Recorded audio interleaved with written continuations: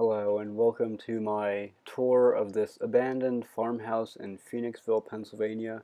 This house no longer stands as it was demolished just recently. I never uploaded this video. It was set on my computer for about 6 months and I think I'm finally going to upload it.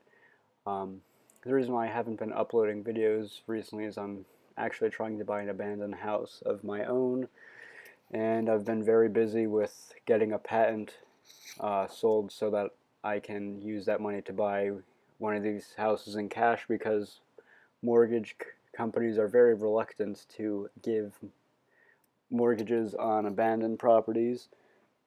But this house here, I don't know any history on it. I don't really get to do a full walkthrough because there was the mobile home that was next to the property. There's a gentleman outside, so I did not want to really get arrested for trespassing. But it is very sad to see that this house no longer stands. It's a very gorgeous house. And also the barn has been leveled too. They're planning on putting townhouses, I believe, on the property. I mean, how shallow is that?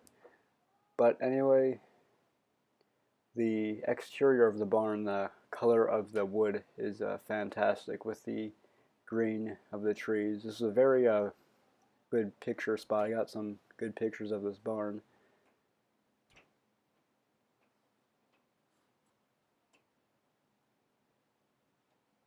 As you can see, a lot of stuff in this house has been left behind,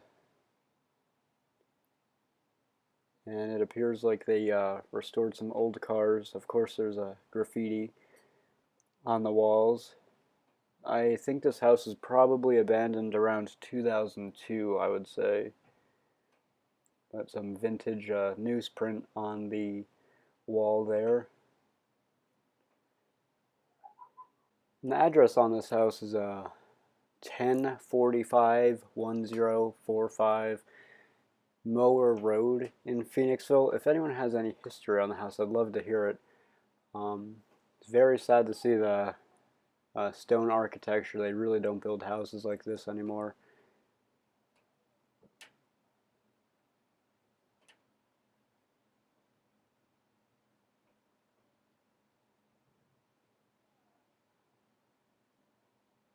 This barn had a brick floor, which is pretty unusual. I've never seen a brick floor in a barn before.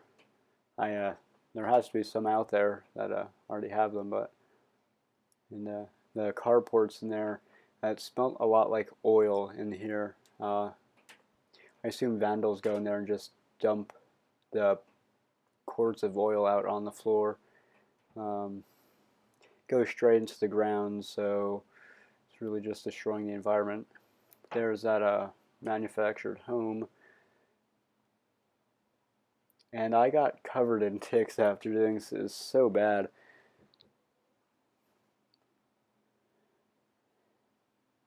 And going back up to the house, there were no boards on the windows, which was pretty unusual. All the windows, of course, were smashed out.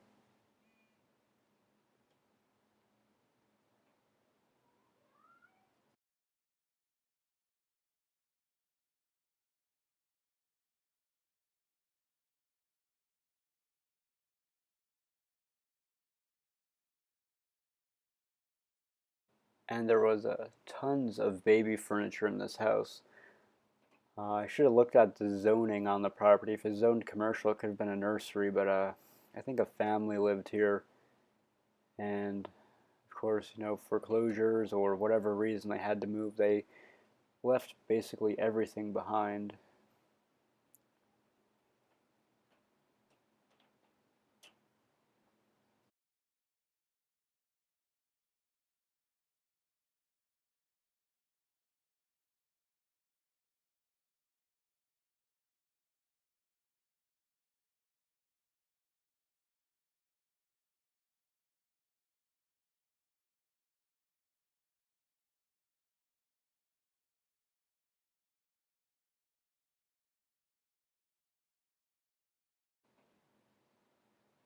And inside the house, the moisture is just destroying the walls and the paint, but everything was left behind.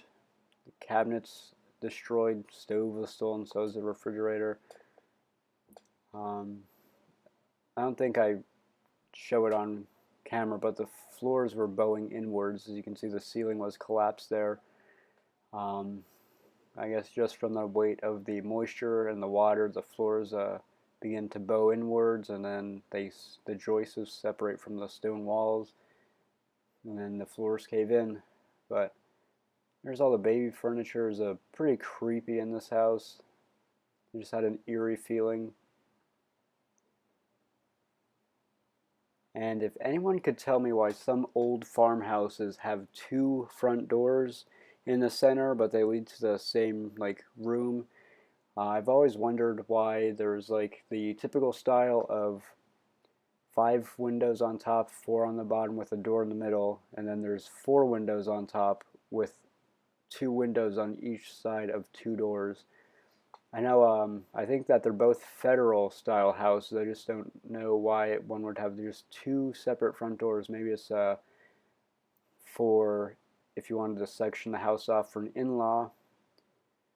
But again, very sad to see this house torn down. It was really good looking. If someone bought this house and restored it, it'd probably sell for a good, $400,000. But land developers, I guess, see more opportunity in tearing it down and putting cardboard box houses up on place of it.